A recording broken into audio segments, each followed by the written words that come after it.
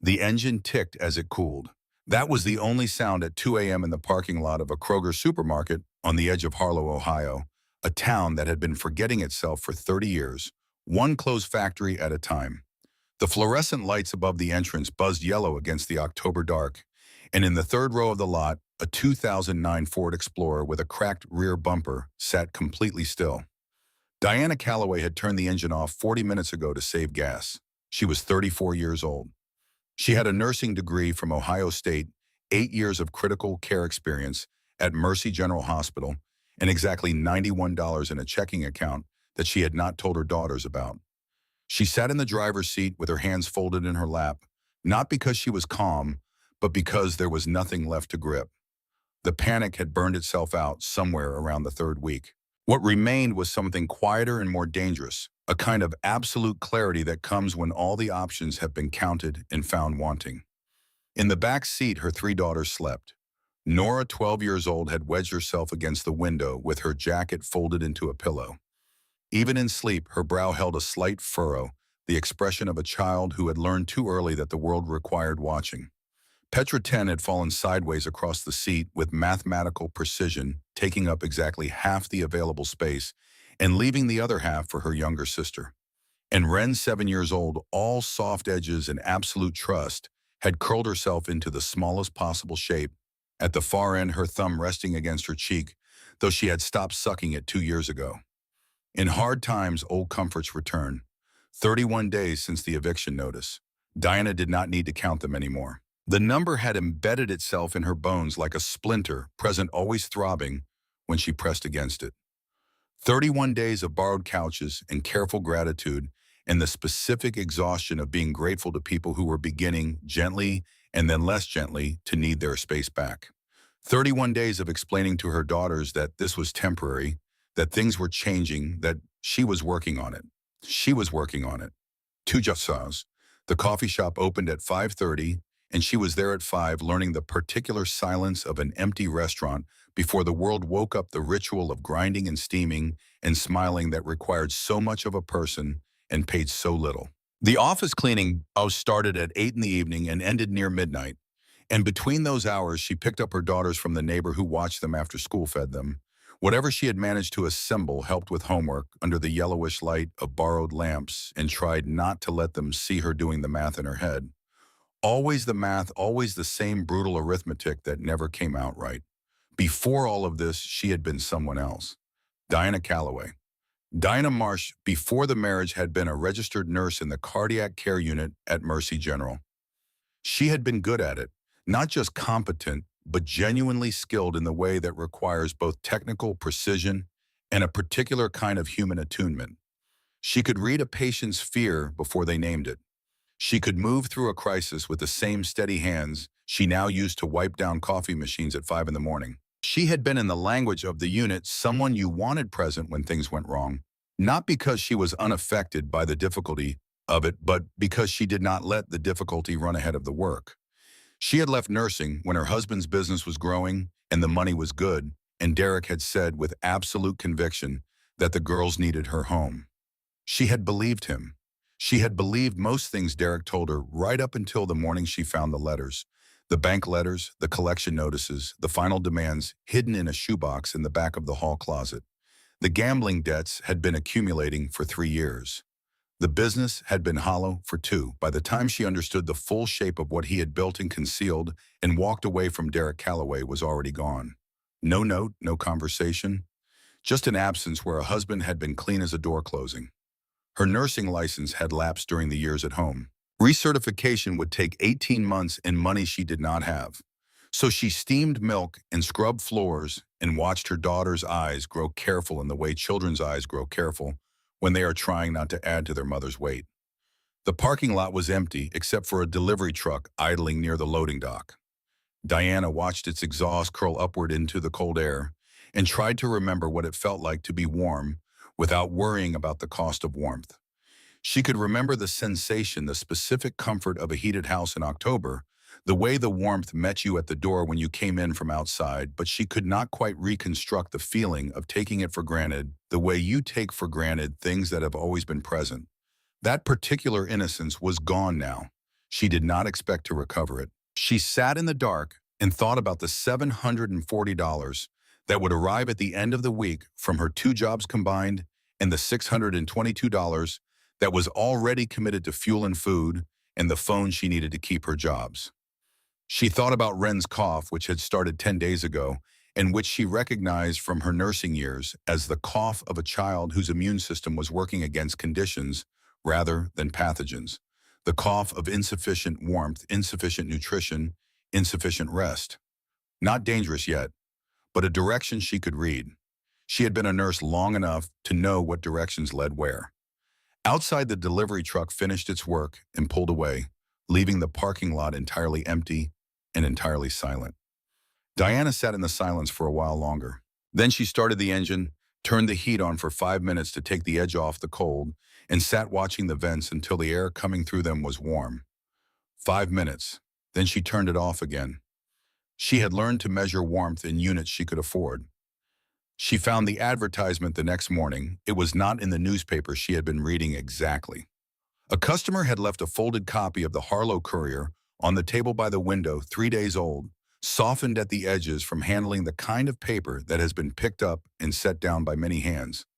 Diana was clearing the table between the breakfast and lunch rushes, moving with the practiced efficiency of someone who has reduced every motion to its necessary components, when the small print at the bottom corner of the classifieds page caught her eye. She almost missed it. The font was smaller than everything around it compressed into a corner, as if whoever had placed the advertisement was not entirely sure it should be seen or was not entirely sure they wanted it answered. House for sale, $1, cash only.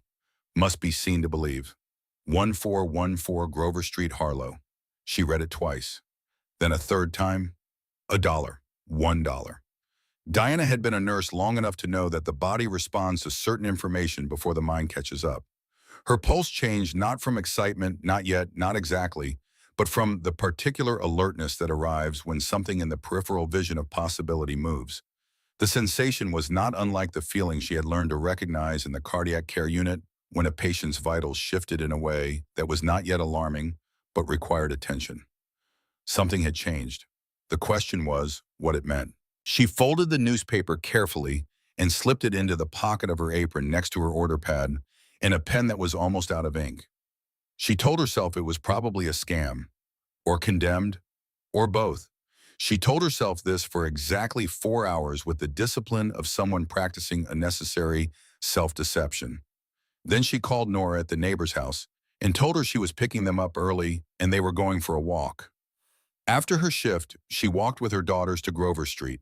It was 12 blocks from the coffee shop, through neighborhoods that grew quieter and older as they went front porches with their chairs turned inward against the seasoned lawns, gone to seed houses with the particular dignity of things that have stood long enough to stop apologizing for their age. The streets had that specific late October quality of having recently been left behind by summer, the trees stripped, and the gutters full of leaves that had been beautiful 2 weeks ago. Nora walked beside Diana saying nothing, watching everything with the sustained attention she brought to new environments. Petra counted cracks in the sidewalk under her breath, some private mathematical project she didn't explain, and Diana didn't ask about.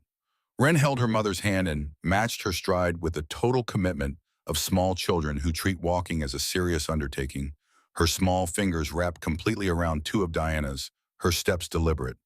They turned onto Grover Street and stopped. The house at 1414 stood apart from its neighbors, the way certain things stand apart not by height or size, but by atmosphere. It had been a Victorian, once genuinely beautiful. The kind of house that in its prime would have announced something about the people inside prosperity, perhaps, or at least the confidence that comes from having somewhere solid to stand. The wraparound porch must have been gracious at some point, a place for summer evenings and slow conversations in the particular luxury of watching the world go by from an elevated position. The windows were tall and generously proportioned, designed to let in maximum light. The bones of the house were still apparent, still suggesting the original intention. But the porch sagged under 20 Ohio winters.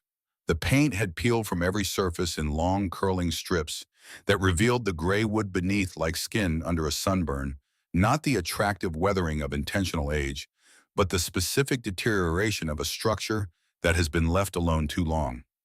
Every window was either cracked or covered with plywood. The yard had gone entirely feral weeds shoulder high.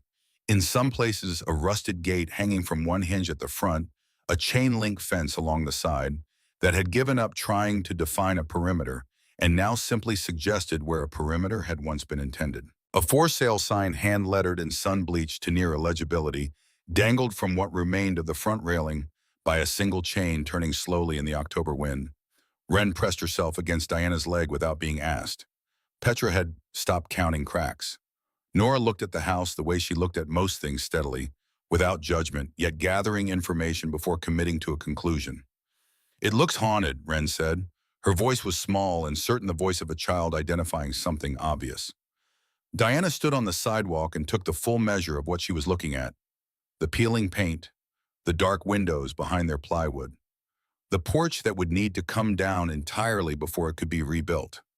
The overgrown yard, the cracked foundation steps, the rusted gate, the sheer accumulation of neglect that years of disregard had produced. She felt her heart do something complicated inside her chest, a movement that was not quite hope and not quite despair, but somewhere in the difficult territory between them. "It looks like us," she said quietly, still standing. The man who appeared from the house next door moved slowly, leaning on a wooden cane, but there was nothing slow about his eyes. They were sharp, in particular as the eyes of someone who had spent a career watching people and had developed over decades of professional attention the ability to read the space between what people said and what they meant. He was in his early 70s, Diana guessed. Well-dressed in the manner of a man who had kept the habits of a more formal life long after the formal occasions had receded, a gray suit jacket over a flannel shirt, pressed trouser shoes that had been cared for. His posture was careful despite the cane, the posture of someone accustomed to commanding rooms. He introduced himself as Walt Greer. He had been a federal judge, he said, for 28 years, retired to Harlow 11 years ago, back to the town where he had grown up, because there was a particular comfort in returning to the beginning when the middle and end had been sufficiently eventful. He said this without vanity, simply as information, the way people who have accomplished substantial things sometimes describe them with the flatness of someone who no longer needs the acknowledgement. He looked at Diana. He looked at her daughters, taking in each of them with the brief but complete attention of someone assessing a situation. Then he looked back at Diana. "You're not here out of curiosity," he said. It wasn't a question, so Diana didn't treat it as one. "We need somewhere to live." Walt Greer nodded slowly as if she had confirmed something he had already suspected. He told her the history of the house in the economical way of someone who understood that facts delivered plainly carry their own weight without requiring embellishment. The house had been built in 1891 by a family named Aldrich Merchants, he said, who had wanted something that announced their arrival in Harlow. It had passed through several owners in the decades that followed before coming to Roy Davenport in 1974. Roy had lived there for 21 years until his death in 1995. His daughter Eleanor had inherited the property, maintained it with diminishing attention for 26 years, and died in 2021 without a will and without heirs.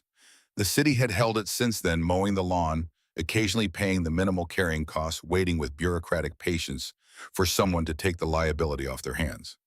"The foundation is bedrock," Walt said. "The house is still standing for a reason. It was built on solid ground and built to last. But the roof leaks. The plumbing is original to the house. The electrical hasn't been properly updated since the Eisenhower administration. And the basement floods every spring when the water table rises." He paused, choosing his next words with the precision of a man who had spent decades choosing words carefully.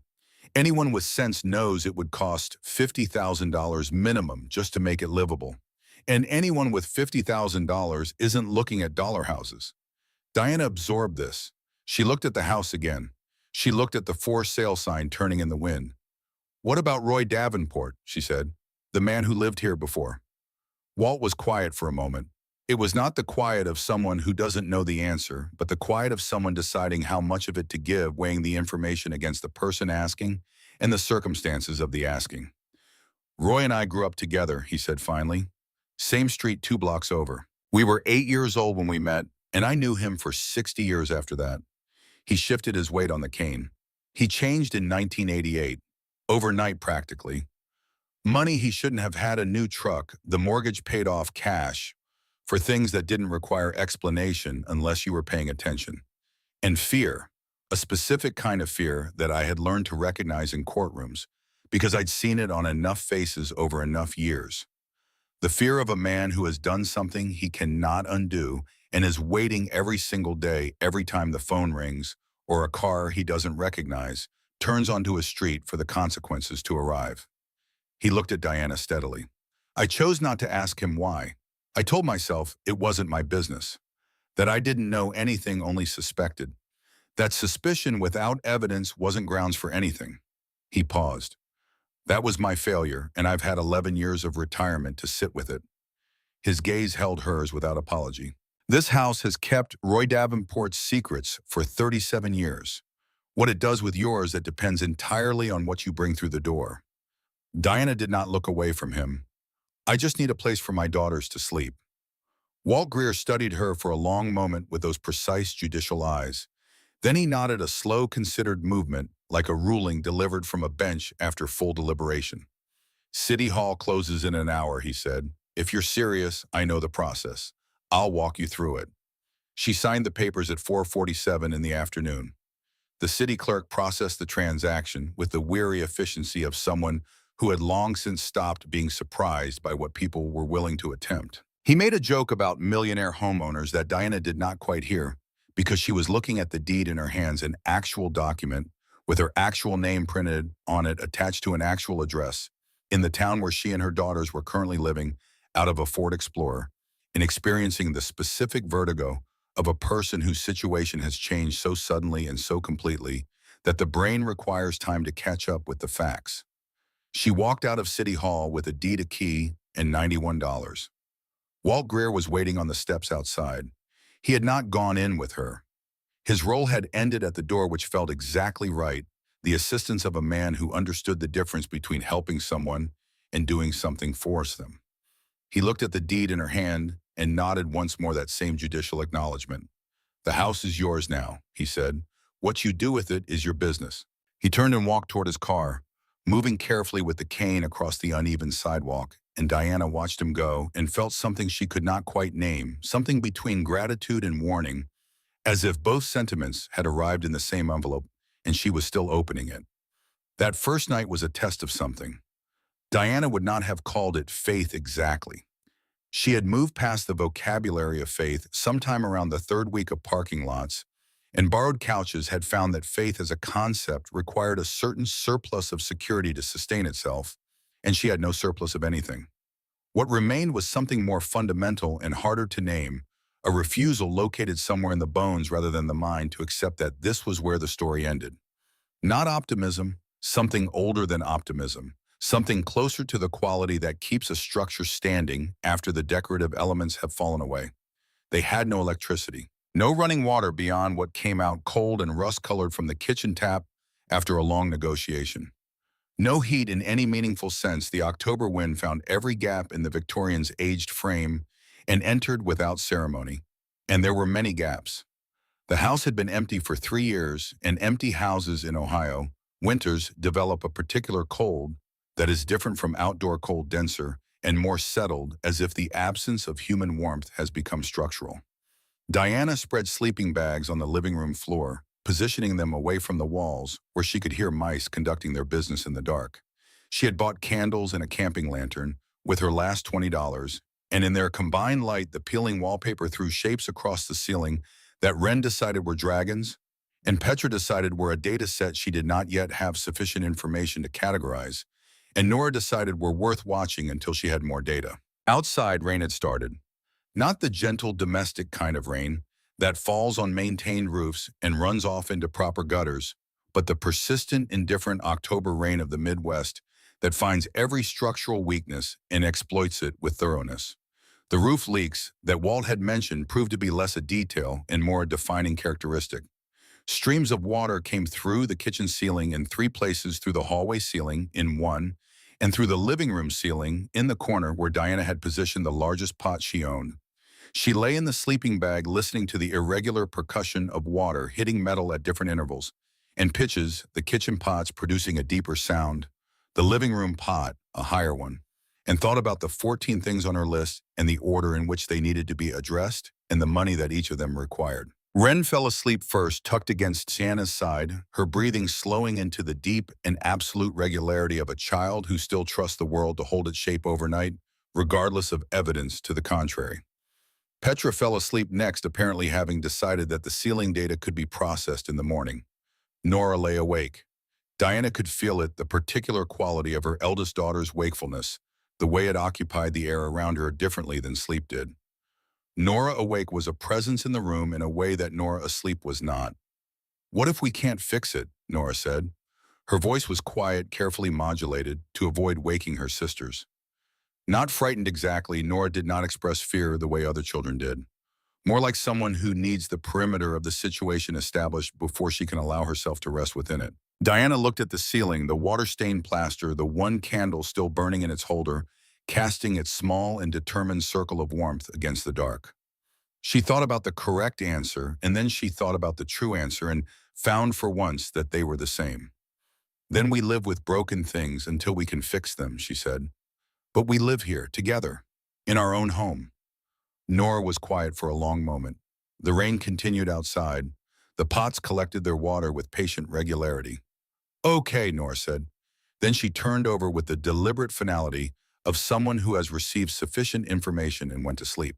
Diana lay in the dark long after that, listening to the sounds of the house. The rain, the water, the mice, the settling of old timber, the wind finding its way through gaps that needed filling, and to the sound of her daughters breathing around her, each at a different depth and rhythm. A sound she had come to know better than almost any other sound in the world. She made herself a promise in the dark. Not the performative kind, not the kind made for audiences, even internal ones. The kind made when you are alone and the stakes are high enough that they constitute their own witnesses. "This is not our forever. I will build us something new." Not bravado, not hope. Even hope required a future she could not yet see clearly enough to hope for. Just a fact she had decided to make true through whatever combination of work and will and stubbornness was required. A statement rather than a wish.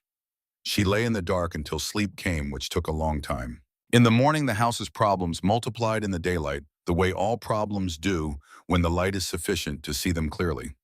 The kitchen faucet ran rust-colored water for 3 minutes before it cleared to something she was willing to let her daughters use. The bathroom toilet listed permanently to the left and had a crack along the porcelain base that suggested it was operating more on principle than structural integrity. The stairs announced every footfall with a groan that ranged from conversational to deeply alarmed, depending on where precisely you placed your weight. The basement door was swollen in its frame from years of moisture and required a sustained argument to open at all, revealing when it finally gave a darkness and a smell damp earth, old stone, the particular staleness of a space that has been sealed away from light and movement for a long time that Diana noted and filed and closed the door on. There were larger problems demanding attention first. There were 14 things on her list by 9 o'clock in the morning. By 10:30, there were 19. She called her cousin, Ray Coulter, from the alley behind the coffee shop during her morning break, standing where the smell of grease and cold October air combined into something that she associated now specifically with phone calls about money, with the particular posture of someone who needs something and is trying to ask for it without making the need sound worse than it is. Ray Coulter was 39 years old and had been a plumber for 15 years and a Marine before that, and he carried both careers in his bearing, the physical confidence of someone accustomed to working in difficult spaces with his body and the specific pragmatism of someone trained to assess situations without sentimentality and identify the most efficient path through them. He owed Diana a debt he had never found adequate words for. 3 years earlier, she had spent 22 days sleeping on a cot beside his mother's hospital bed during the worst of a sepsis episode that should have killed her, and hadn't doing the things that nurses do in those situations that cannot be delegated to family, no matter how willing the family is. He had sat across from her in the hospital cafeteria on the 7th day and tried to tell her what it meant and found he didn't have the language for it. She had told him it was her job. Both of them had understood that it was more than that, and neither of them had said so.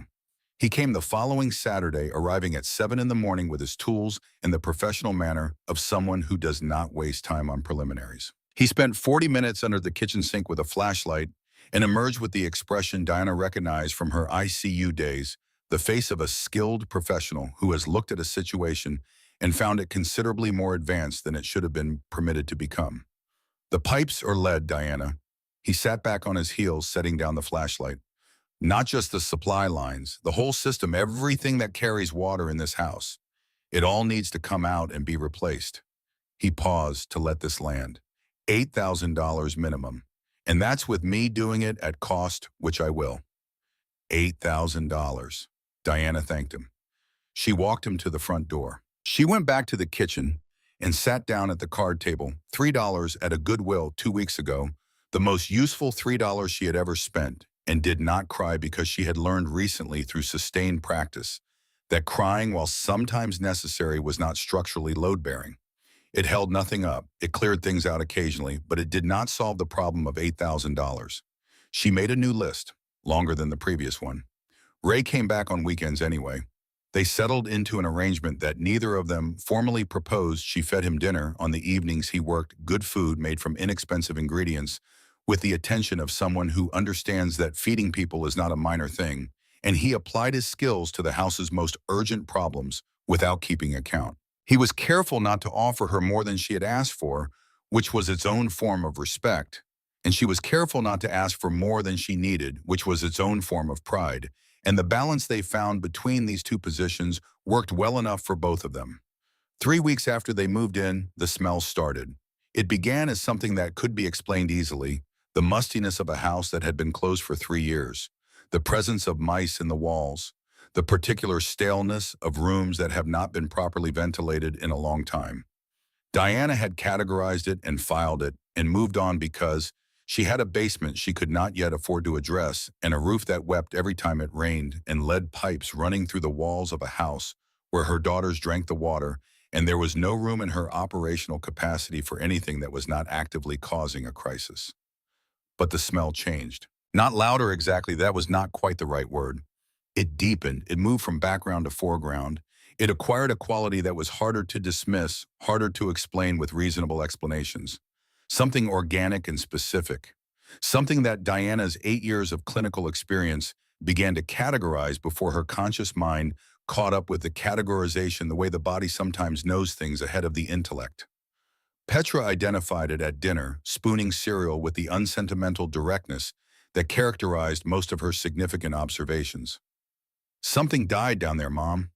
She said this without drama, the way she said most things, as a statement of observable fact requiring acknowledgement and a response.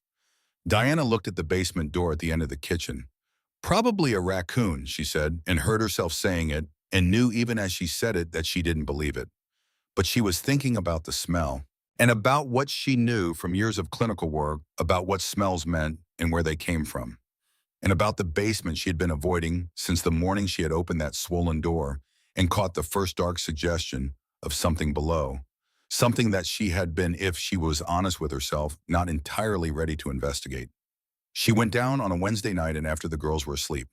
She had a proper flashlight, by then a good one, bought at the hardware store, with money she had budgeted carefully for exactly this kind of necessary expenditure.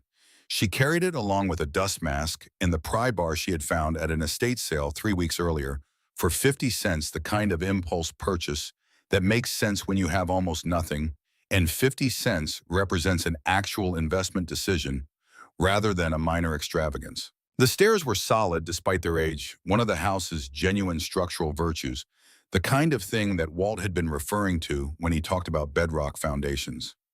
Diana descended carefully, one hand on the cold stone wall, the flashlight cutting a wide, bright path through the dark below.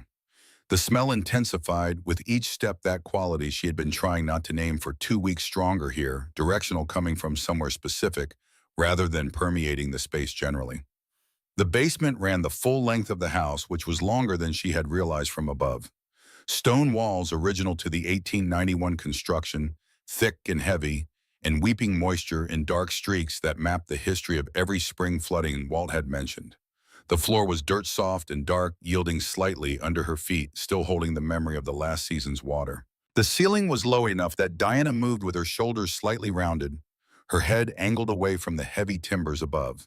She followed the smell to the far corner, moving slowly, the flashlight sweeping the walls as she went. She was looking for cracks, gaps, places where an animal could have entered a space between the stones and become trapped. The most rational explanation. The explanation she had been telling herself and her daughters for 2 weeks. And then the flashlight beam stopped moving. One section of the far wall was different. The stones were the same type, same rough-cut limestone, same general dimensions, the same irregular shapes fitted together with the craft of a 19th century mason who understood that walls were meant to last. But the mortar between them was wrong in a way that became immediately apparent once she was close enough to see it clearly. Where the rest of the basement walls showed a century and a quarter of age mortar, darkened to near black in some places, eroded in others, marked everywhere by the patient work of water and time, this section had mortar that was lighter, significantly lighter, not recent but much younger than what surrounded it. She ran her fingers along the mortar lines. She pressed her palm flat against the stones and felt the difference in texture, the way the newer mortar had a slightly different quality even after decades of aging toward the original. She stood back and looked at the section as a whole, measuring it with her eyes. 6 feet wide, perhaps, floor to ceiling. A deliberate construction or reconstruction done carefully enough that a casual inspection would not have caught it, but not carefully enough to deceive someone paying close attention. Late 1980s, she estimated, maybe 1990 at the outside. 35 years of aging, give or take, toward the original 130 years that surrounded it. The smell was strongest here. She set the flashlight on a nearby ledge, angling it toward the wall. She fitted the flat end of the pry bar into the mortar line between two stones where the mortar looked weakest, a place where it had cracked slightly along the joint, and worked it gently, feeling for the give that would tell her whether this was structural or not. The first stone moved more easily than it should have. She pulled it free. The smell came out like something with intention, immediate, pressing, organic, and wrong in a way that sent her 2 steps backward, with her hand over the dust mask, her eyes watering. She stood there for a moment, breathing deliberately, steadying herself. The smell of the dead. She had been in its presence before in clinical settings, where it was expected and managed. Here it was neither. She stepped forward. She worked 2 more stones free, 3. The gap was wide enough to push the flashlight through and angle it into the space beyond. She looked. What she saw made no immediate sense, the way the mind resists information that doesn't fit any existing category, that requires the construction of a new framework before it can be understood.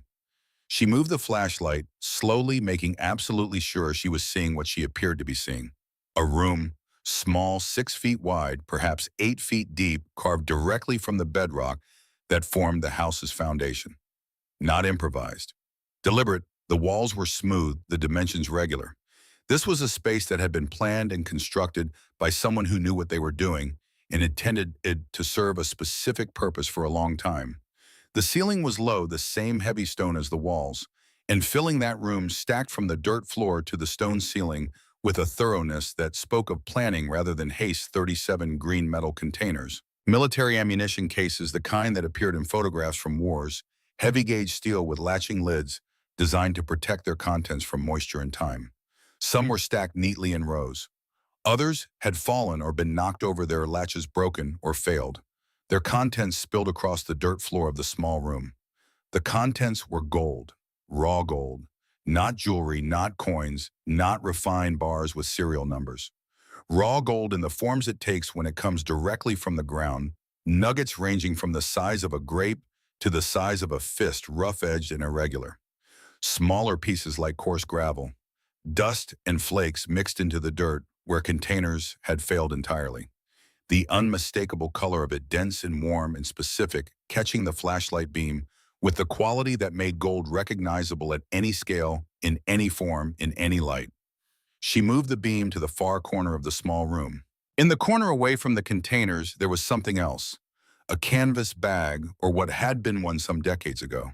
It had collapsed, almost entirely reduced by years of damp to a dark, formless shell on the dirt floor, barely holding the suggestion of its original dimensions.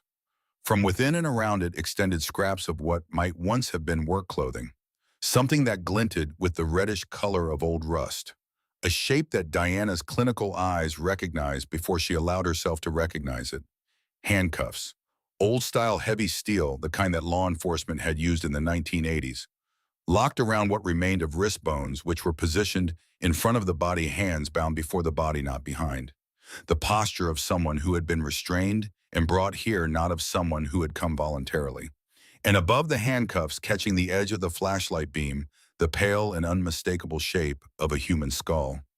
Diana did not make a sound. She stood completely still for a long moment, the flashlight held steady in her hand, through an act of will that she performed without thinking about it, the way she had performed similar acts of will through 8 years of cardiac emergencies, the specific discipline of keeping your hands useful when everything else is responding to the situation emotionally.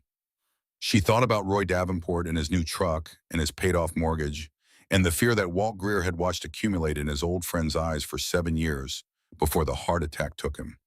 She thought about what it means to build a wall in a basement. She thought about her daughters sleeping upstairs on their sleeping bags on the living room floor of their dollar house, finally somewhere, finally theirs. Finally with an address that would accept mail and a school that expected them, and a door that locked from inside. The flashlight had begun imperceptibly to slip in her fingers. She tightened her grip on it. She squared her shoulders in the dark. "Who were you?" she said.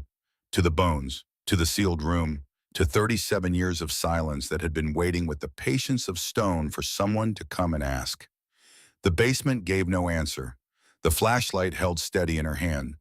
Diana Calloway stood in the dark of her dollar house and began with the methodical clarity of a woman who has run out of choices and discovered that this is its own kind of freedom to think. She did not sleep that night. She climbed back up from the basement, replaced the stones she had removed as best she could, with her hands in an adequate patch, but sufficient for a few hours, and sat at the card table in the kitchen with the pry bar on the table in front of her and the flashlight beside it.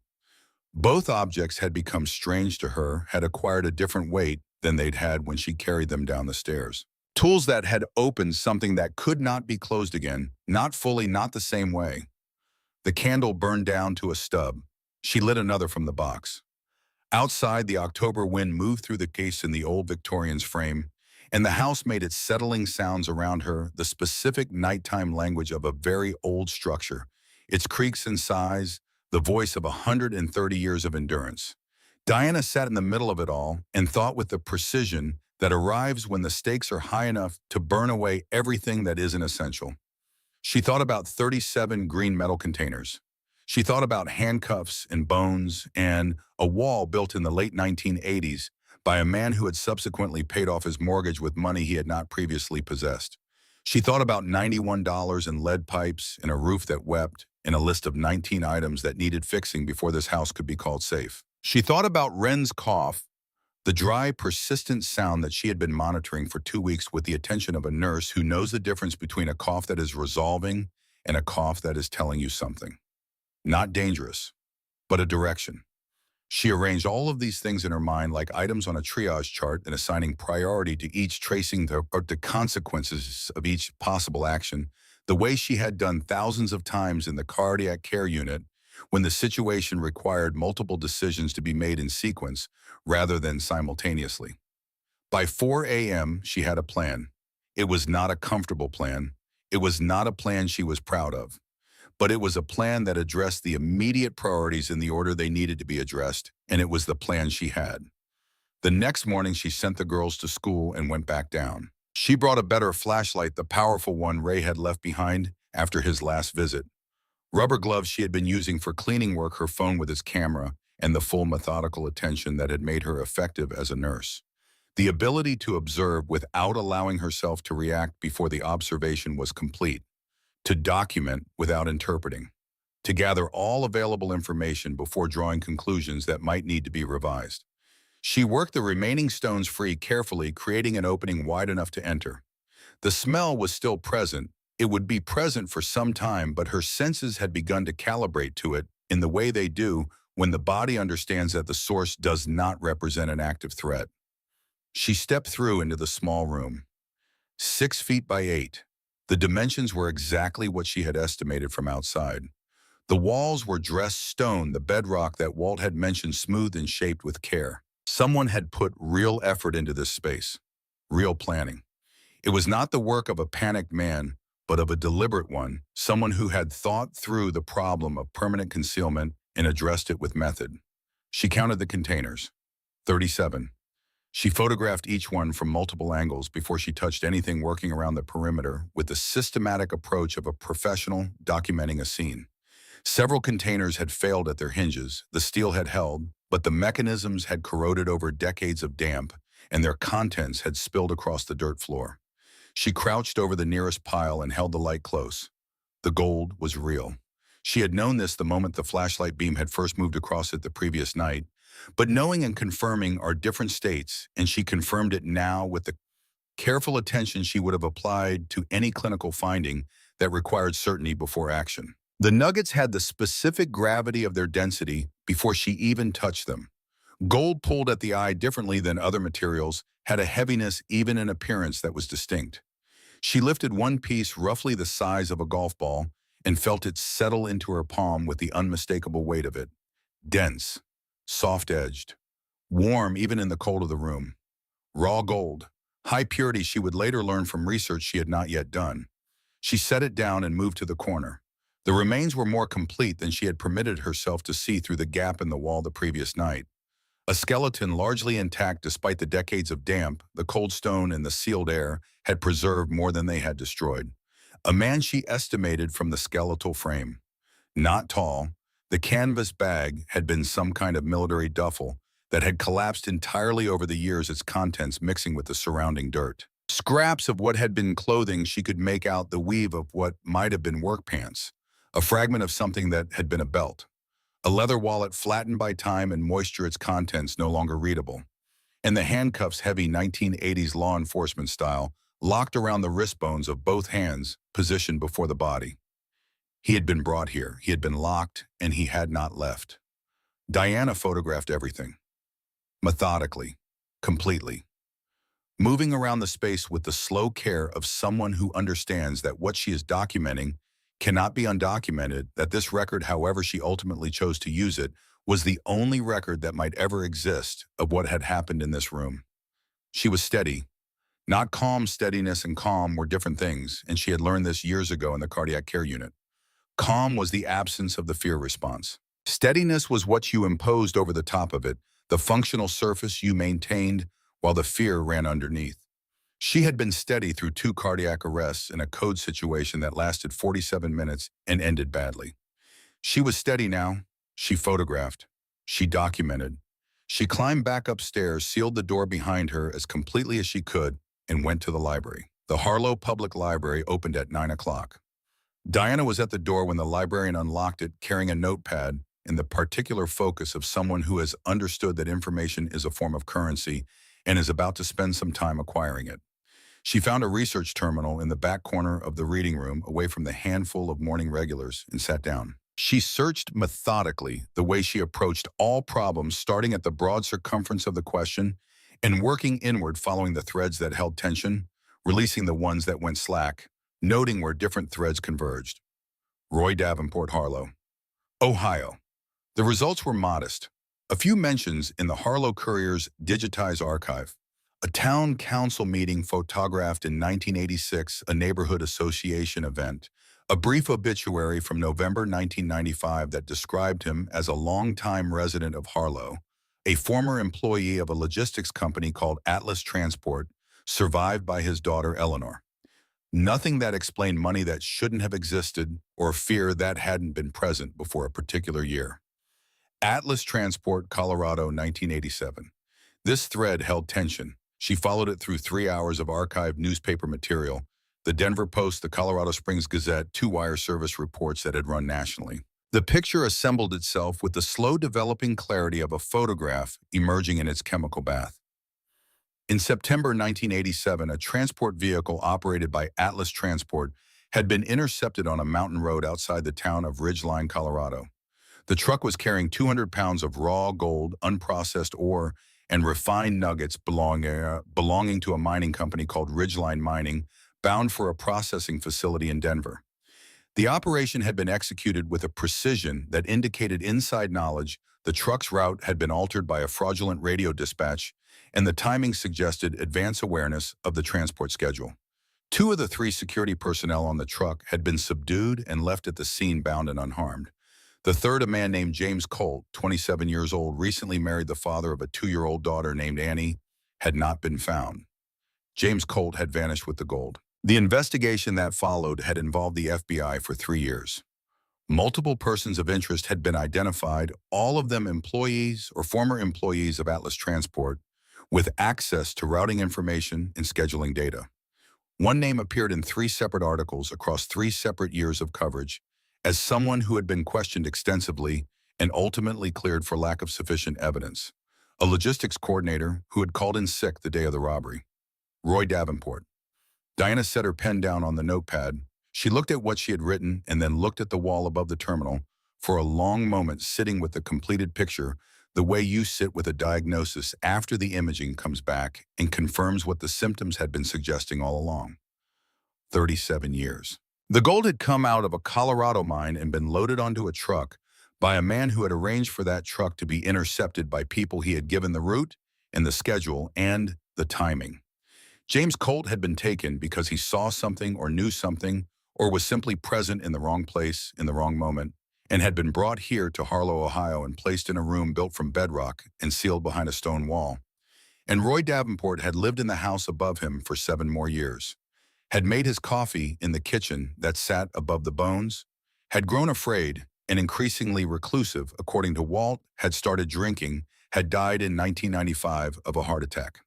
Eleanor Davenport had inherited the house without inheriting the knowledge, had maintained it for 26 years without understanding what she was maintaining, had died in 2021 and left it to a city government that had held it for 3 years before a woman with 3 daughters and $91 had signed her name on a deed at City Hall.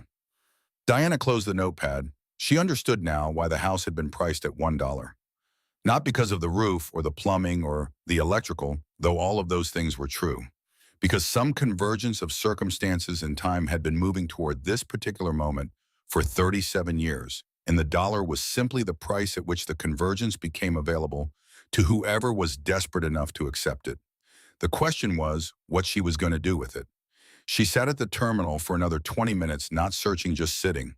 Then she gathered her notepad and went back to the archives for one more search, one she had thought of on the walk from her seat to the archive room and could not quite talk herself out of. She found the photograph on her 4th visit to the library. She had been working through the Harlow Courier's 1986 archive the year before the robbery, the year of Roy Davenport, before he changed, looking for any additional context about who he had been when she found a photograph from a Harlow City Council meeting. 8 men seated at a long conference table mid-discussion, caught by the newspaper photographer in a moment of informal engagement between formal agenda items. The caption listed the names from left to right. Roy Davenport was in the 3rd seat. Walter Greer was in the 5th. They were not strangers at a table arranged by circumstance. They sat with the ease of men who had occupied many rooms together over many years, their bodies angled slightly toward each other in the specific way of people who are accustomed to each other's presence, relaxed in the way that only long familiarity produces. Walt had told her they had grown up together, and she had heard this and accepted it. But seeing it in a photograph from 1986, from the year before everything changed, made the information physical in a way that words had not quite achieved. Walt Greer had sat next to Roy Davenport in 1986. He had watched Roy Davenport change overnight in 1988. He had chosen not to ask why for 37 years. Diana sat with the photograph on the screen for a long time. She thought about what it meant. She thought about what it didn't mean. She thought about the difference between those two things and about the conversation she needed to have. She folded her notepad, returned the archive materials, and walked 12 blocks back to Grover Street. She sat on the bench outside the library for 20 minutes before she went to Walt Greer's house. She needed the time. The photograph had produced in her a response that she recognized the specific alertness of someone who has received information that changes the geometry of a situation, and she needed to be steady before she walked up Walt Greer's front porch steps. She needed to be the version of herself that gathered information before drawing conclusions, not the version that was running on inadequate sleep and 37 years of other people's secrets. She thought about what she knew. Walt and Davenport, lifelong friends. Walt watching Davenport change in 1988, the new truck, the paid mortgage, the specific fear of a man waiting for consequences. Walt choosing not to ask.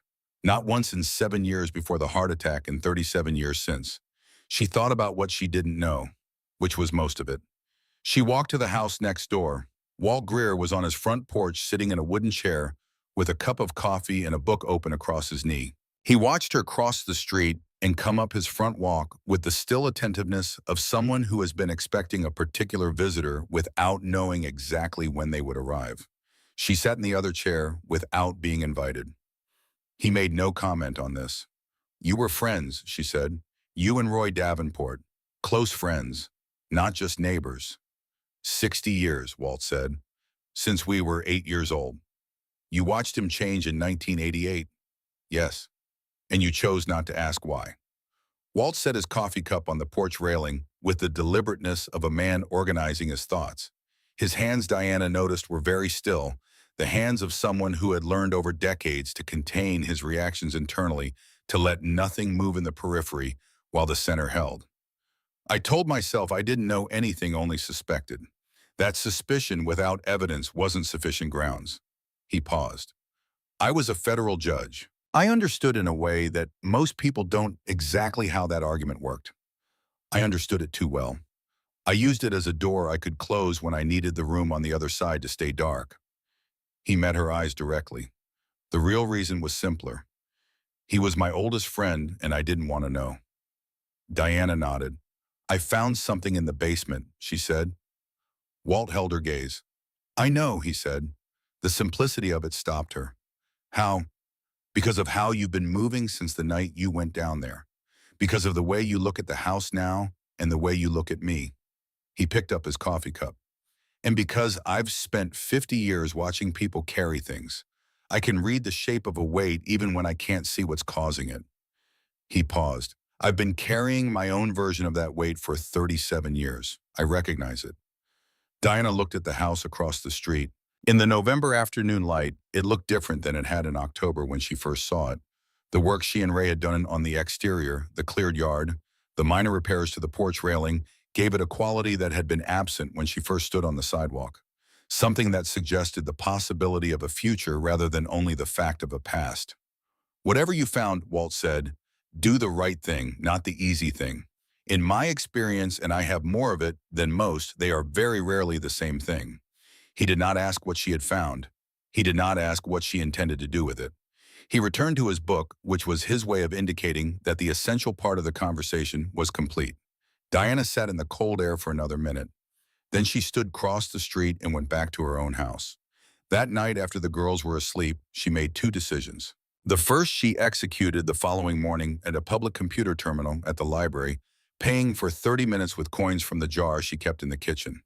She wrote a letter to the FBI field office in Columbus. She described the location of human remains in a residential basement in Harlow, Ohio. She gave the address. She referenced the 1987 Ridgeline mining robbery and the disappearance of James Colt. She included enough specific detail to be credible and withheld enough to protect herself. She printed it, addressed the envelope using her non-dominant hand, and mailed it from a post office 20 miles east of Harlow, paying cash at the counter. She did not mention the gold.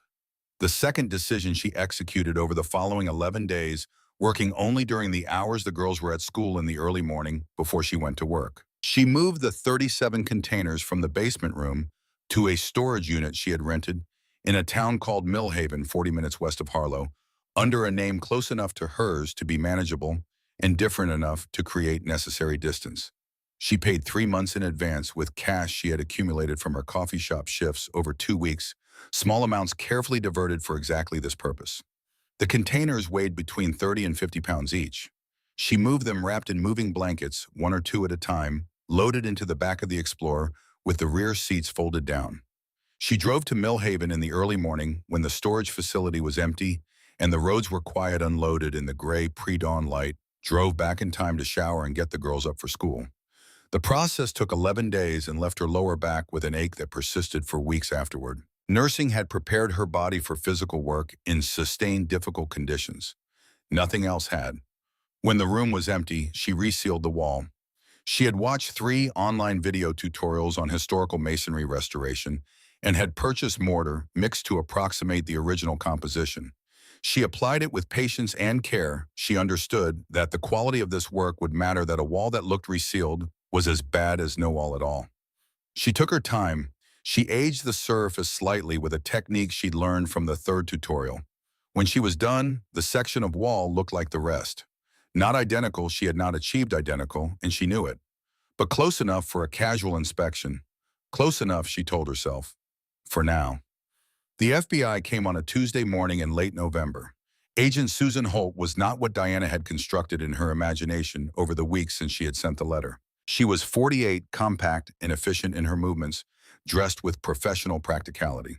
Her face was the face of someone who had learned to keep it still, not the stillness of a person without interior life, but the deliberate stillness of someone who had determined that their interior life was not relevant information to share with the subjects of their professional attention. She had Diana sensed immediately a quality of comprehensive attention. She was processing everything in the room continuously and showing none of the processing. She came with one colleague, younger, who said almost nothing and took notes with the focused efficiency of someone whose job is to not be the one who talks. Diana offered coffee. Holt accepted. The younger agent declined. They were entirely polite. They explained that they had received an anonymous communication regarding possible human remains at this address, that they were required to investigate such communications, and that they would appreciate access to the basement. Diana led them to the door and stood at the top of the stairs while they descended. She heard their footsteps on the dirt floor, the sweep of their flashlights across the stone walls, a pause at the far corner, then a longer pause, the kind of pause that follows the confirmation of something significant. When Holt came back up, her expression had not changed, but something behind it had shifted in the way that things shift when a hypothesis becomes a conclusion. "We're going to need to process this scene formally," Holt said. "A forensic team within 48 hours. We'd ask that you and your family make other arrangements for a few days." She paused. "The remains appear consistent with a long-term placement." A careful phrase, Diana noted, covering a significant ground with minimal disclosure. She was moving toward the front door when she stopped.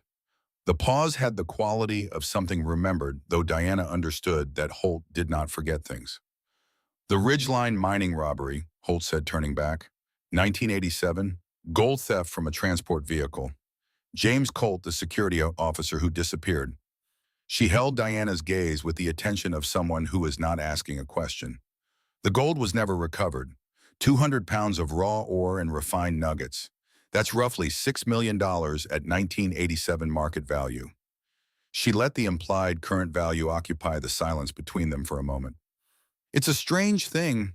Roy Davenport goes to considerable trouble to conceal a body, significant planning, significant effort. But the gold simply vanished." She looked at Diana with the steady, flat attention of a professional who has already made her assessment and is simply observing whether the subject understands this.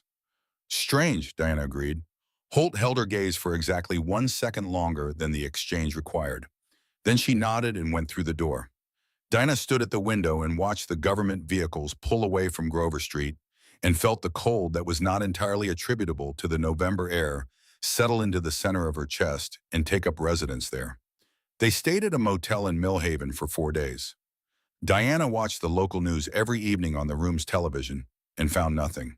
The FBI was processing the basement of 1414 Grover Street without announcement, which meant they were still in the evidence-gathering phase, not yet at the stage of certainty that generates press releases. Petra had questions formatted with her characteristic precision and demanding answers of equivalent precision. Diana told her that the police were investigating something they had found in the basement connected to the previous owner of the house, something from a long time before they had bought it. Petra accepted this with the provisional tolerance of a child filing information under a category labeled incomplete, further data required. Nora said nothing during the 4 days. She watched her mother with the sustained, unreadable attention she brought to things she had decided required sustained attention, and her silence was more difficult to manage than questions would have been. Wren wanted to know if they were going to keep the house. "Yes," Diana said. "We're keeping the house." "Good," Wren said with the finality of someone closing a topic, and went back to the cartoon she was watching. When they returned home, Holt came to the door alone. The remains had been confirmed as those of James Colt, missing since September 1987, she said. Evidence strongly implicated Roy Davenport in his death. Davenport had died in 1995, making prosecution impossible. The case was formally closed. James Colt's family would be notified. Arrangements could be made for the recovery of his remains. She paused at the door. "I'm glad his family will have answers," Diana said. 37 years is a long time to wonder, Holt said. Her hand rested on the doorframe. "The gold was never recovered. I want you to understand that this means the investigation into the theft remains technically open, not actively pursued given the death of the primary suspect, but open. Unsolved property crimes don't expire." She looked at Diana without emphasis, without accusation, with only the patient attention of a professional, ensuring that information has been received. If anything related to that aspect of the case were ever to come to light, any information, any evidence at all, the Bureau would need to know. "Of course," Diana said. Holt nodded and left. Diana closed the door and stood with her back against it for a long time, listening to the house settle around her. She began selling the gold in December. The plan she had constructed at the kitchen card table at 4 a.m. was cautious by design, almost conservative in its caution, calibrated to the specific risk she had assessed. Different coin shops and precious metals, dealers in different cities, spread across a radius of 50 miles from Harlow, never the same dealer twice, always amounts small enough to fall well below reporting thresholds. Always with the same cover story, inherited items from her grandmother's estate, an old woman who had kept things tucked away. The story was delivered with the neutral consistency of someone who has told the same true story many times, the cadence of authenticity rather than performance. The money arrived slowly in amounts that solved immediate problems without suggesting sudden change. The heating bill that had been threatening to consume everything. Winter coats for all three girls, real ones warm enough for Ohio. A reading specialist for Wren's dyslexia sessions, which Diana had been postponing since September, when she first recognized what the difficulty with letters meant and what addressing it would cost. A used laptop for Petra, whose advanced mathematics coursework had been constrained by the school-issued device that had to be returned every Friday afternoon. Ray came on weekends. The plumbing was being replaced in stages, one section at a time, as money became available, which was slower than Ray's professional preferences, but faster than Diana had believed possible 2 months ago. He cooked sometimes while she worked on drywall. They had settled into a working rhythm that neither of them named or commented on, because naming it would have required acknowledging something that both of them, for different reasons, were not yet ready to address. The house was changing, not only in the practical sense, running water, working heat floors scrubbed, and in some rooms repainted, but in the atmospheric sense that is harder to measure. The specific quality of light in a space where people have begun to feel safe. The sound of a household where children have stopped bracing themselves against the next thing. Nora joined the school debate team. She came home from the first meeting talking faster than she typically talked, her voice carrying an animation that Diana recognized as the sound of a child who has found something that fits the particular shape of their mind, who has discovered that the things they do naturally without instruction constitute a skill that can be developed and deployed. Petra enrolled in the school's advanced mathematics track. She worked through problem sets at the kitchen table with an intensity that suggested she was not studying mathematics so much as conducting an ongoing private negotiation with it, working out terms that satisfied both parties. Wren stopped coughing. Diana noticed this on an evening in February, noticed the absence of it, the way you notice when a sound that has been present for weeks is suddenly gone. She sat with this fact for a moment, letting it rest in her chest before she picked up her list and went back to work. The envelope arrived on a Tuesday morning in late February. No return address. Her name and address on a printed label, the kind any home printer could produce, traceable to nothing, and no one specific. Inside a photocopy of the 1987 Denver Post coverage of the Ridgeline mining robbery, and a single sheet of paper with 3 lines in a standard font. "I know what you found. I want 40%, 72 hours, no signature, no contact information, no instruction about how or where to respond." Diana read it twice, wearing the rubber gloves she had begun using for all her mail in the week since Holt's second visit, a precaution she had adopted without fully acknowledging to herself why she was adopting it. Then she took the letter and the envelope to the kitchen sink and burned them running water over the ash and washing it down the drain. She stood at the sink and thought carefully. The letter was from someone who knew, not suspected knew, with the confidence of direct information rather than inference. Someone who had watched her move the containers, or had followed her to one of the dealers, or had been watching the property. She reviewed her movements over the past months with the methodical attention of someone reconstructing a timeline. She had been careful with the dealers. The storage unit was in a false name cash payment, no documentation connecting it to her, but she had been less careful about surveillance of the property itself during the weeks when she was moving the containers. And there had been a morning in November when she had looked up while loading one of the last containers into the Explorer and seen a car at the far end of Grover Street just parked in Jane, possibly running gone when she checked again. She had noted it and moved on because 34 other things were demanding her attention simultaneously. There was one transaction that had not fit the pattern of her other dealings. A dealer in Hartford 2 hours east visited once during a moment when the February heating bill had overridden her caution, and she had brought a larger amount than her usual. The dealer had been too interested not in the gold exactly, but in her in the story behind the gold, in what else she might have. He had offered at the end of their conversation a service involving money transfers and alternative names, which she had declined quickly and left. His eyes had followed her to the door of his shop, and she had felt them still on her back as she walked to the Explorer. Doyle Garrett, his business card was still in her coat pocket because she had not yet decided whether to keep it or destroy it. The 72-hour deadline was performance. Whoever had sent this letter had leverage or believed they had leverage, and leverage does not expire in 3 days. The deadline was theater designed to provoke a panicked response. The nature of her response would tell them who they were dealing with. Diana put on her coat and walked to Walt Greer's house. She did not tell Walt everything, but she told him enough.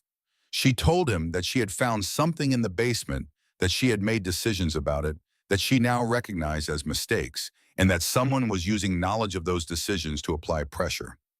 She watched his face while she spoke and saw nothing move in it, which she had learned to understand was Walt's version of paying close attention.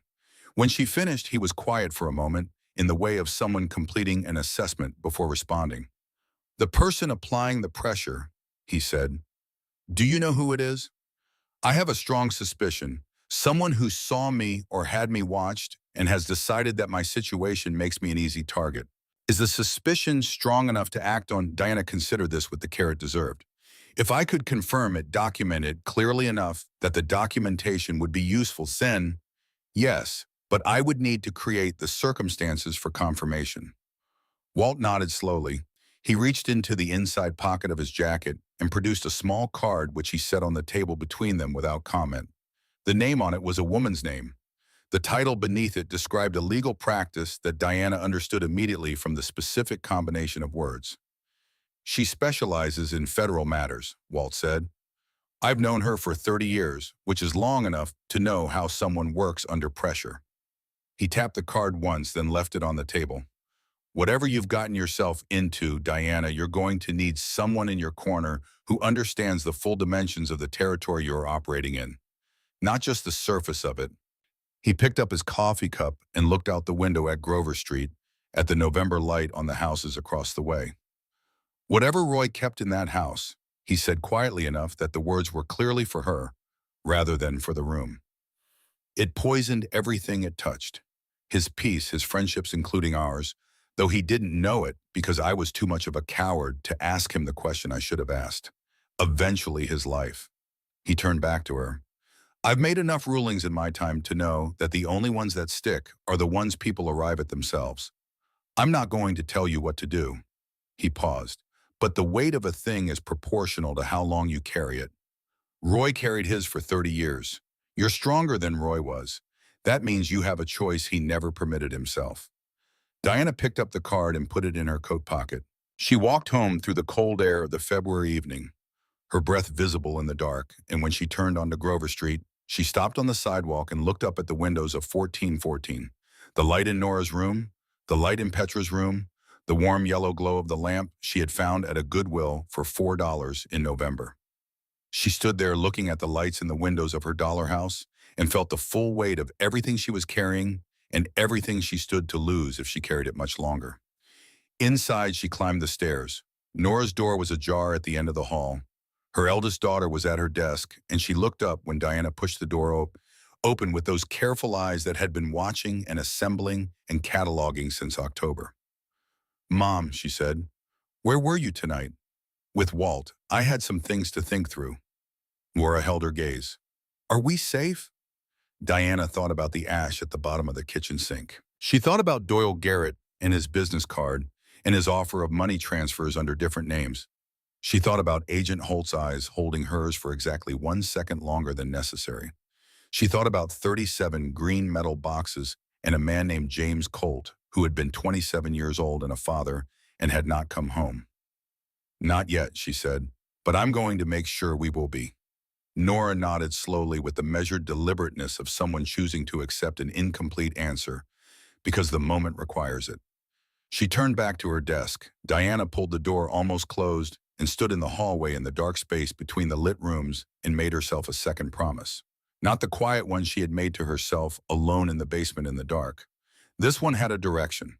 She called the lawyer at 7 in the morning, not because 7 was a reasonable hour to call someone whose card she had received the previous evening, because 7 was when Wren woke up.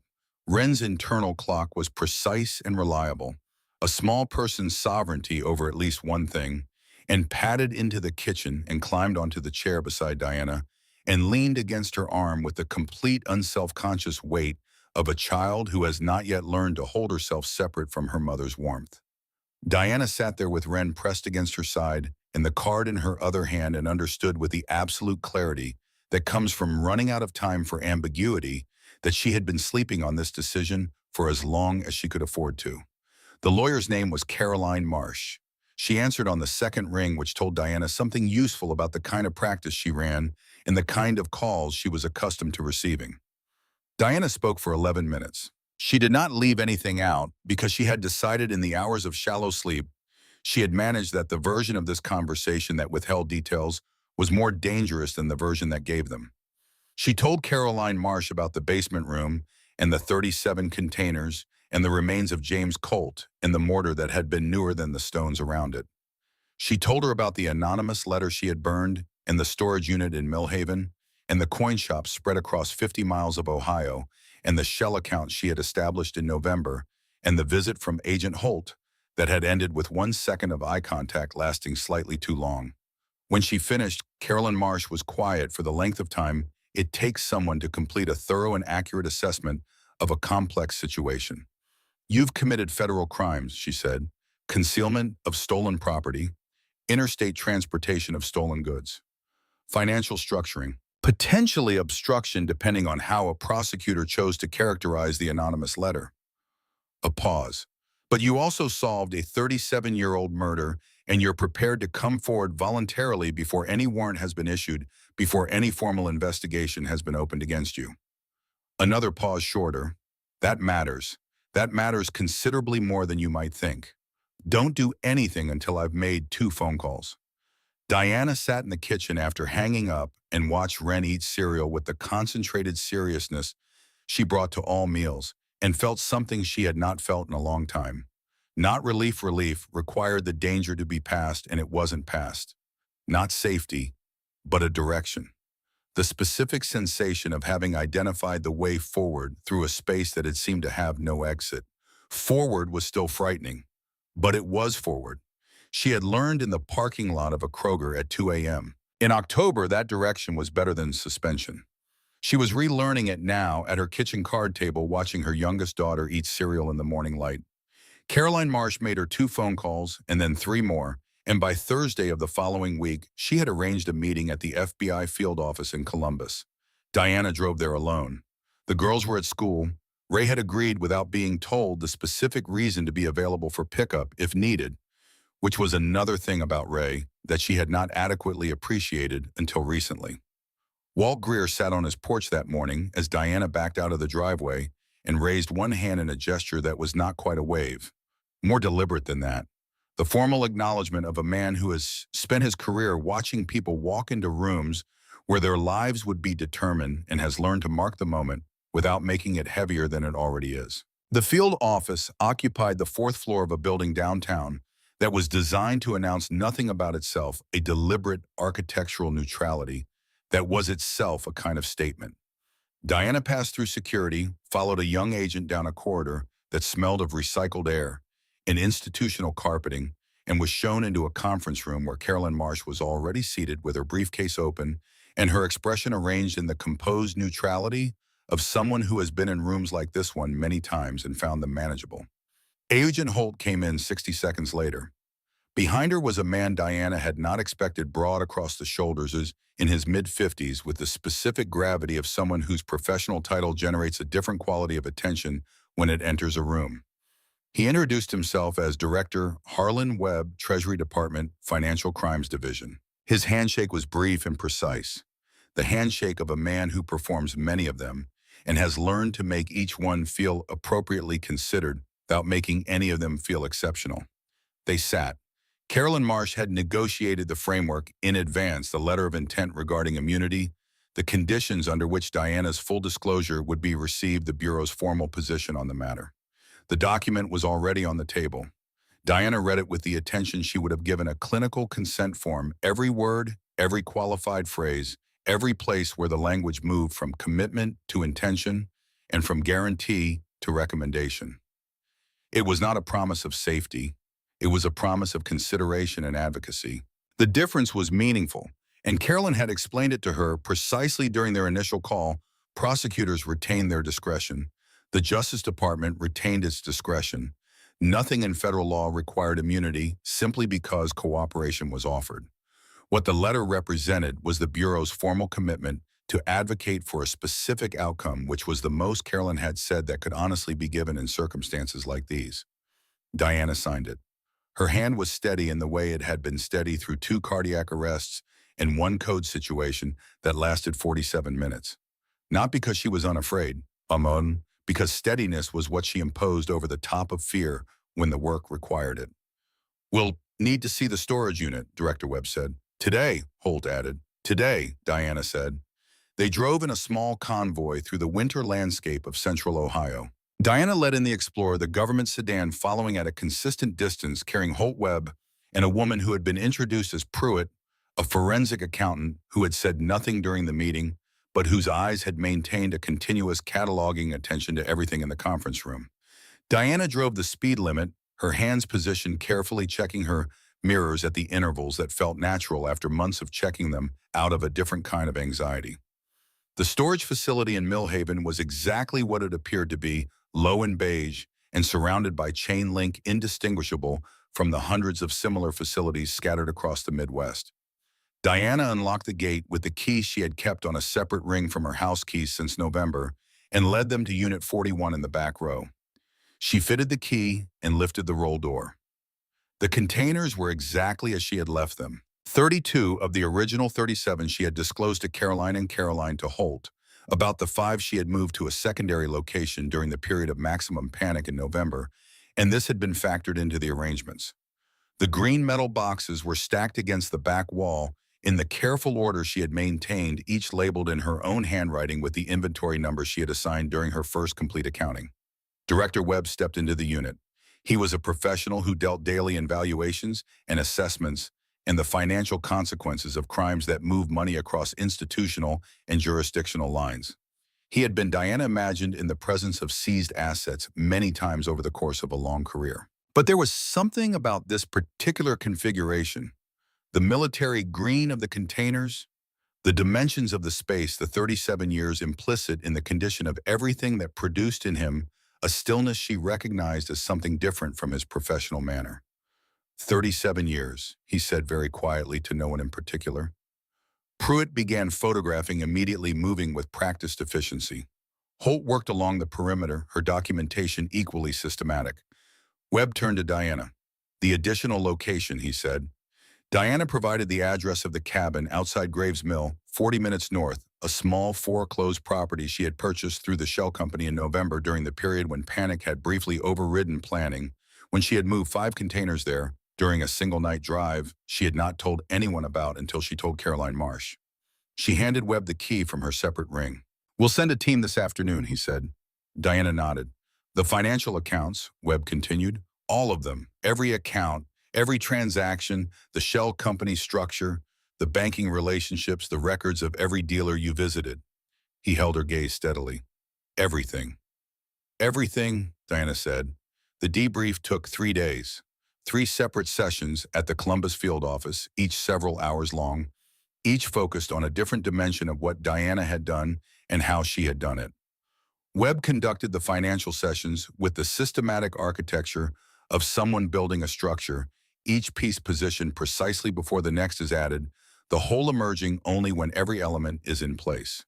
The transactions, the dealers, the amounts and the dates and the locations, the shell account and the banking relationships, and the records that Pruitt was already pulling from multiple financial institutions. Holt conducted the narrative sessions, the sequence of events in the basement, the decision-making in the kitchen, at 4 a.m., the anonymous letter she had written, and the one she had received, and burned the logic of each choice as it led to the next. Her questions were less architectural and more archaeological, interested in layers and the order in which they had been deposited. At the end of the second session, when Webb had left the room, and it was only Holt and Diana and Carolyn Marsh, in the specific quiet of a late afternoon in a government building, Holt leaned back in her chair and looked at Diana with something different from her professional attention, something that had personal dimensions she was not quite concealing. "You sent the letter about Colt's remains before you had figured out what to do about the gold," Holt said. It was not a question. "Yes." Why? Diana considered the question honestly, the way she had been trying to consider everything honestly for the past several weeks. "Because he had a daughter," she said, "who was 2 years old when he disappeared. And whatever I was going to do with everything else, I couldn't leave her not knowing." Holt was quiet for a moment. "Annie Colt Warren," she said. "She lives in Tucson. She's 40 years old." A pause. "She's been told about the recovery of her father's remains. She knows the case is resolved." Another pause. "She asked if there was any way to reach the person who came forward." Diana said nothing. "I told her I would pass the message along," Holt said, "when and if it seemed appropriate to do so." The Garrett problem resolved itself with a quietness that Diana had not entirely anticipated. She had given Holt the recording during their second formal session, a 23-minute audio file from her phone captured during a meeting in a Hartford parking lot that she had arranged after a week of careful preparation. The meeting had been her suggestion, responding to a letter from Garrett that had followed the initial one, a letter that pressed harder with slightly more specific threats. She had shown up with her phone recording in her coat pocket and had listened to Doyle Garrett state his demands with the unguarded confidence of a man who believed he was speaking to someone who had no alternatives. She had not set out to trap him. She had set out to create a document that gave her options. The distinction felt important, though she could not have articulated it precisely to anyone who asked. Holt had listened to the recording once, made a single note on her legal pad, clicked her pen closed, and said, "He approached you. He sent the first letter, then called. The meeting was his idea." "We'll handle it," Holt said. She had handled it. 3 weeks after Diana provided the recording, a brief notice appeared in the Hartford Courant, reporting that a local precious metals dealer named Doyle Garrett had been charged with attempted extortion in connection with a federal investigation. 4 sentences. Diana read the article once and did not read it again. On the morning of the 4th day, Director Webb requested a separate meeting with Diana and Carolyn Marsh. Not the conference room, a smaller office on the 3rd floor with a window overlooking a parking structure and beyond it a strip of December sky. He placed a folder on the desk between them and opened it. "The investigation has developed in a direction we didn't anticipate," he said. "Roy Davenport did not act alone in 1987. This has been probable since the original investigation, the precision of the operation, the number of people required at different points in the sequence. What we've never had is physical evidence sufficient to trace the financial flows connected to the other participants." He looked at Diana directly. "The gold you recovered, combined with the documentation of your transactions and the forensic accounting of Davenport's finances over the 30 years following the robbery, has given us something we haven't had before. A thread we can pull." He set 2 photographs on the desk, images of financial documents, account histories, the kind of material that carries its story in columns of numbers for those who know how to read them. "2 individuals," Webb said. "Both participated in the 1987 robbery. Both are deceased, but both left substantial estates built on money that traces with the evidence we now have to the proceeds of the Ridgeline theft." He looked at Diana over the photographs. We are now able to pursue asset recovery against those estates. This would not have been possible without the physical evidence you recovered and the financial documentation that your activities inadvertently created. Diana looked at the photographs. She thought about the card table in her kitchen at 4 a.m. She thought about the pry bar fitting into the mortar line and the first stone coming free, and the smell and then the light moving across a room that had been sealed for 37 years.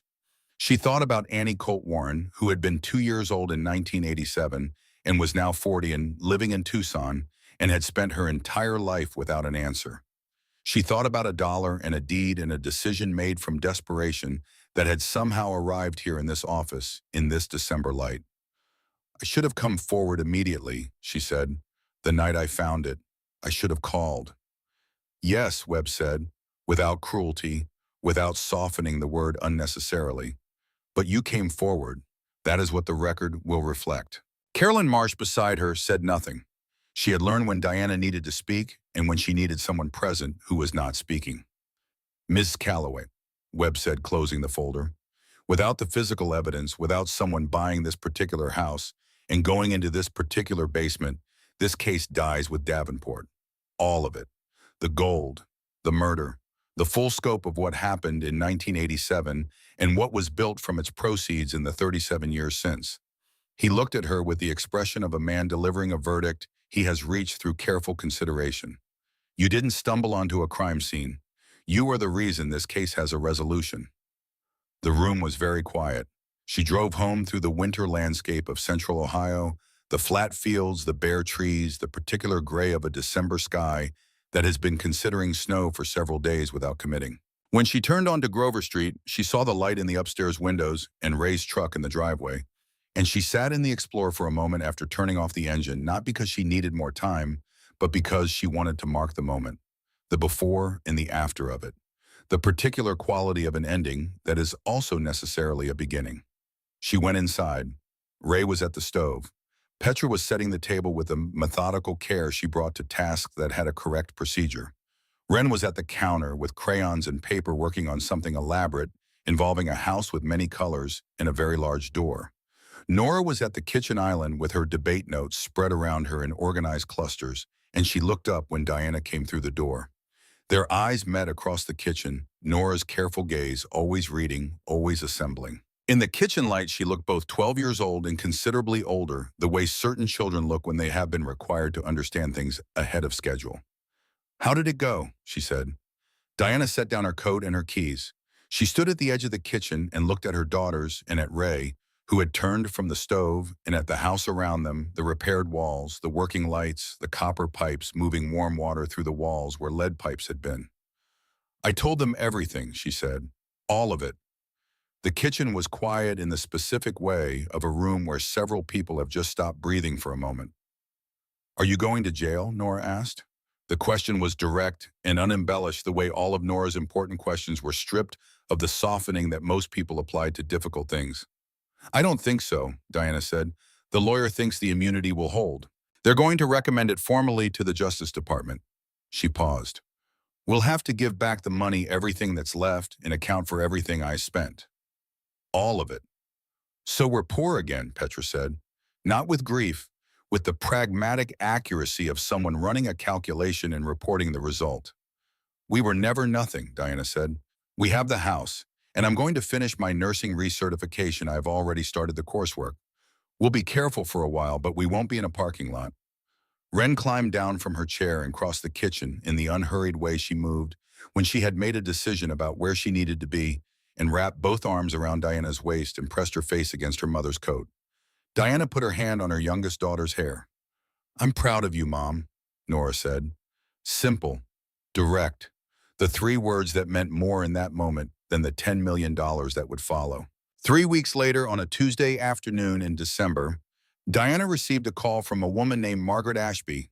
She was the CEO of Ridgeline Mining, the company whose gold had been stolen from a transport truck in Colorado in 1987, the company that had carried an unsolved theft on its books and an unsolved murder in its institutional memory for 37 years. Her voice on the phone was the voice of a woman who had spent decades as the only woman in rooms where decisions were made, and had learned to occupy those rooms with a completeness that required no announcement. She asked if Diana would be willing to meet in person. She would come to Harlow. They met at a coffee shop on Main Street, not the one where Diana worked, a different one, smaller and quieter, with wooden tables and a view of the December street in the particular atmosphere of a place that has been in the same location for long enough to have absorbed the character of the neighborhood. Margaret Ashby was 60, silver-haired, dressed with the understated precision of someone who has long since stopped needing to prove anything through appearance. She arrived before Diana and stood when Diana came through the door, a deliberate gesture of respect from a woman who had generated considerable respect in her career and understood what it was worth. They sat across from each other. Margaret Ashby looked at Diana for a moment before speaking in the way of someone who is determining how to say what needs to be said accurately. "James Colt was my husband's younger brother," she said. "He was 27 years old when he disappeared. My husband spent the first 15 years afterward trying to find him, every lead, every inquiry, every avenue that presented itself. He died in 2009, still not knowing." She held Diana's gaze steadily without self-pity, simply carrying the weight of the fact.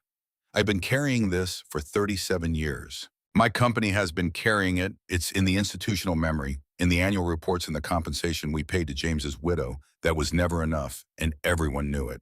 And Annie James's daughter has been carrying it her entire life, since before she could understand what she was carrying." Diana said nothing. There was nothing adequate to say, and she had learned in nursing and in the months since October that inadequate words were worse than silence. "You gave us James back," Margaret Ashby said. "Whatever your reasons were, whatever the path looked like that brought you here, you found him and you ensured he was found. That is not a small thing. That is in fact everything." She opened the leather portfolio she had brought and placed a document on the table between them. "Ridgeline Mining has maintained a formal finder's fee policy since the 1970s, she said. "It was standard industry practice when it was established, and it remains on the books because situations like this one, however rare, are exactly the situations it was designed for. 20% of recovered value paid to the party responsible for the recovery, provided the asset meets defined criteria." She paused. "The gold you recovered has been formally appraised by Treasury at current market value, adjusted for the portion accounted for through your transactions. The net recovery figure is $52 million. Diana looked at the document on the table between them. 20% of $52 million, Margaret Ashby said, is just over $10 million. Fully documented, fully taxable. There will be no hiding from the IRS, and you won't need to. Processed through entirely legitimate channels with complete transparency." She let this sit for a moment before adding, "This is not charity, Ms. Calloway. This is not sympathy or mercy or a response to your circumstances. This is a contractual obligation of my company applied according to the terms under which it has always operated. You are legally entitled to this payment. The only question is whether you choose to accept it." Diana looked at the document for a long time. She thought about the parking lot of the Kroger at 2 a.m. in October. $91, 3 daughters asleep in the back seat, 31 days since the eviction notice, with no 32nd day yet resolved.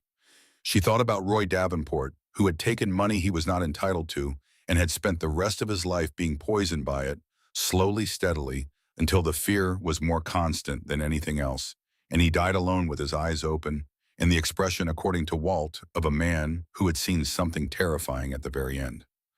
She thought about what this money was. Not found money, not hidden money, not a secret to be managed and protected and defended against the questions of FBI agents and 12-year-old daughters. A legal instrument, a contractual obligation. The system functioning the way it was designed to function, imperfectly and slowly, and finally arriving 37 years late, but arriving nonetheless documented and clean and requiring nothing to be concealed. "Yes," she said, "I'll accept it." Margaret Ashby nodded and picked up her pen. Annie Colt Warren called from Tucson on a Thursday evening in the last week of November.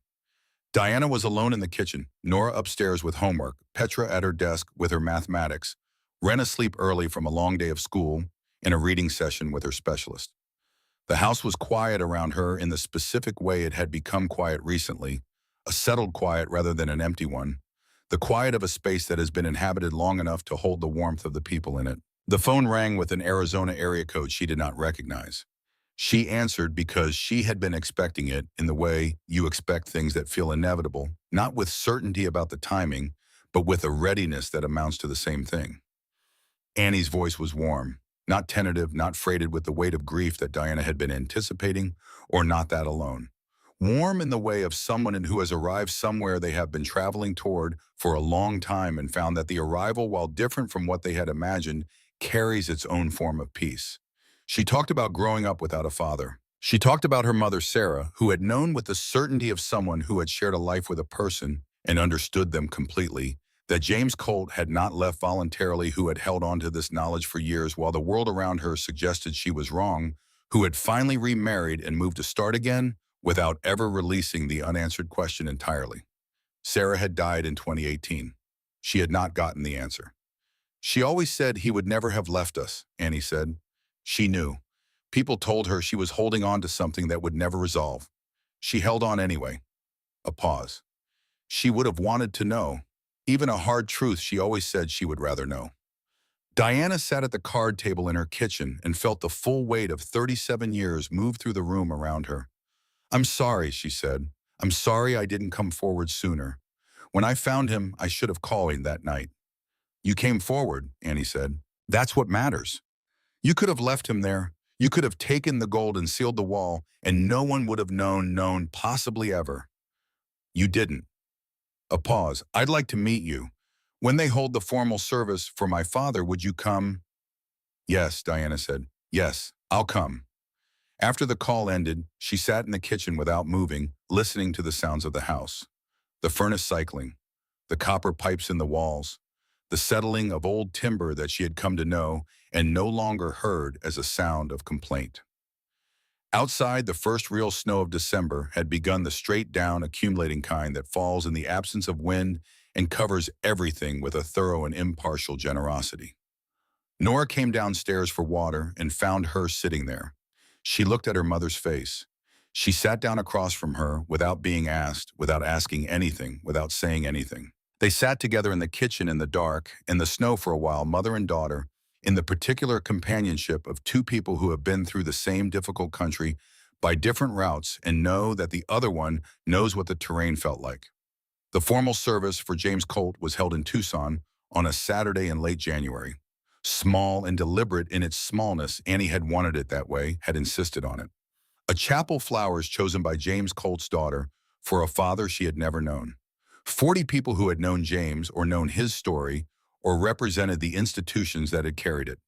Diana flew with Nora, leaving Petra and Ren with Ray, who had assumed without discussion the role of person who could be counted on for exactly these kinds of arrangements.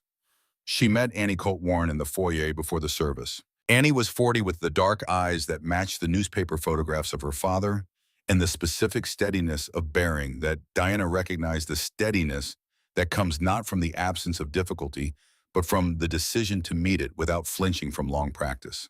They stood facing each other for a moment. Then Annie stepped forward and put her arms around Diana, and Diana stood in that embrace and felt something release in her chest that she had not fully understood. She had been holding since the night she pressed her palm against lighter-colored mortar in a basement and understood that the wall was wrong. "He would have been 64 this year," Annie said quietly. One sentence. Diana felt the complete arithmetic of it, 64 years, that had not happened, that had ended at 27, in a sealed room in a Harlow basement, in handcuffs in the dark, because Roy Davenport had needed the gold more than he had needed his conscience. All the years that had not been lived. The daughter who had grown up with a photograph and a story. The wife who had known and been told she was wrong and had died still knowing. Margaret Ashby was seated near the front of the chapel. She caught Diana's eye and nodded the same minimal, weighted nod that Walt Greer used, the communication of a person who has spent enough time in formal context to have learned that significant things can be conveyed in very small gestures. After the service, in the thin January sun of a Tucson winter, Margaret Ashby came to stand beside Diana in the courtyard outside the chapel. "When you're ready," she said, "I'd like to talk about something. Not today, but when you have time and space for it." Diana looked at her. "The finder's fee is yours," Margaret said, "to use as you choose in whatever ways serve your family and your future." She paused. "But I've been thinking about the shape of what happened. A woman buys a house for $1 because she has no other option. She finds something in it. She makes choices along the way, not all of them right, but she finds her way through to something better. And she doesn't stop there. She looked at Diana steadily. Harlow is not unique. There are towns exactly like it all over Ohio, all over the Midwest. Houses that have been sitting empty for years structurally sound historically significant, positioned in communities that need what a rehabilitated house can provide, and families in exactly the position your family was in, who need exactly what your family needed. She looked at Diana with the directness of someone proposing a serious thing seriously. I'd like to talk about what it would look like to turn what happened to you into something that happens for other people, intentionally with resources behind it. Diana looked out at the pale blue of the Tucson winter sky, the specific color of a desert in January so different from Ohio's gray December that it still surprised her every time she looked up. I've been thinking about the same thing, as she said. The Dollar House Foundation was incorporated in March. The name was Nora's, offered at the kitchen table on a Sunday morning, with the matter-of-fact certainty she brought to things she had decided were correct, as if the name had already existed, and she was simply reporting it. Diana was the executive director. Walt Greer joined the board, bringing to that role the same deliberate presence he brought to everything, the principled attention of a man who has spent a career watching what happens when principle is present and what happens when it isn't. Ray Coulter became the director of rehabilitation, overseeing contractor relationships and the construction standards that would define what the foundation's houses looked like when they were ready. Margaret Ashby's company committed initial funding for the first 5 properties. Annie Coltwarn's husband, an architect who specialized in affordable housing design, provided consultation at no cost, bringing technical expertise that the foundation would have needed years to develop on its own. Agent Holt, in a development that surprised no one who had been paying attention, requested reassignment to the FBI's Community Liaison Program in Columbus and became the foundation's federal point of contact, the bridge between the organization's work and the regulatory frameworks that governed it. When Diana asked her why, Holt said only that she had been in her job long enough to see what happened to recovered assets when no one thought creatively about what they could become. The foundation's model was conceptually simple and operationally demanding. Identify abandoned properties in Harlow and the surrounding community's homes that had been foreclosed, estate abandoned, or city held for tax delinquency. Assess structural integrity rigorously. Rehabilitate to define safety and livability standards. Sell to carefully vetted families for $1 with formal commitments to property maintenance and community participation. A small percentage of any future equity return would cycle back to fund new acquisitions, building the foundation's capacity over time from its own activity. Diana had learned things about houses in the past year that she had not known before. She had learned that the difference between a house that could be saved and one that could not was almost never where people assumed it was, almost never in the visible deterioration, the peeling paint, the dark windows, the overgrown yard, the things you could see from the sidewalk that made passersby shake their heads. The houses that could be saved were the ones with solid foundations. The ones that could not be saved were the ones whose bones had rotted while everything visible had remained intact. She had learned in the process of learning this that it was true of other things as well. The first completed renovation was a bungalow on Elm Street in Harlow, 4 blocks from Grover, that had been held by the city for 6 years, following a foreclosure that no subsequent buyer had been willing to touch. Ray and his crew worked on it for 11 weeks. When they were finished, it had new plumbing, new electrical, a furnace that worked reliably, a roof that did not admit water, and in the kitchen, a set of shelves that Ray had built from reclaimed wood, salvaged from the renovation itself, wood from the original structure, reshaped and rehung in a new configuration. The shelves caught the afternoon light in a particular way that Diana noticed every time she was in the room and found unexpectedly moving in a way she couldn't entirely explain. The family who received it was a woman named Judith Pruitt, 41 years old, 2 children, 8 and 11. She worked as a nursing assistant at the hospital in Millhaven, the same Millhaven where Diana had rented the storage unit, a coincidence that Diana noticed and chose not to mention. She had been in transitional housing for 8 months following a situation that the foundation's intake documentation described in the careful, euphemistic language that such forms employ, and that Diana understood from her own experience and from her nursing years without needing the language translated.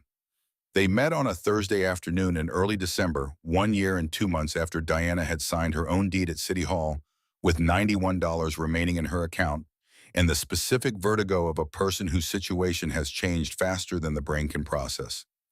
They stood on the front porch of the Elma Street bungalow in the cold December air.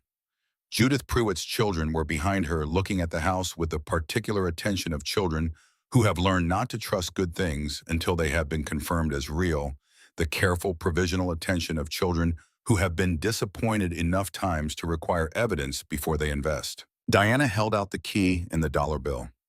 Judith Pruitt took them in both hands and held them. She looked at them for a long moment without speaking, and Diana understood this silence completely. The silence of someone who has been running the numbers for so long, who has been calculating odds against outcomes for so many consecutive months, that the arrival of a favorable result requires additional time to process before it can be accepted as real. Across the street, Walt Greer stood on the sidewalk. He had come over from Grover Street on foot slowly with his cane and his suit jacket to stand and observe. He watched Diana hand over the key and the dollar. He watched Judith Pruitt's face in the moment of receiving them. He watched the children behind her begin to understand, at whatever pace children understand things, that this was the house and it was theirs. Then he nodded. Slow and deliberate, and complete the nod of a man who has spent his career watching verdicts delivered and has developed over decades the ability to recognize the ones that are just. That evening, Diana sat on the edge of Wren's bed, the end-of-day ritual, the winding down, the specific quality of attention that the last minutes before sleep produced in her youngest daughter, a willingness to say things she had been holding during the day, a loosening of whatever restraint the hours of school and activity had required. Diana brushed Wren's hair with the slow strokes that Wren preferred, listening to the house around them. The sounds it made now were different from the sounds it had made in October of the previous year. The furnace cycling on with the quiet reliability of something that works.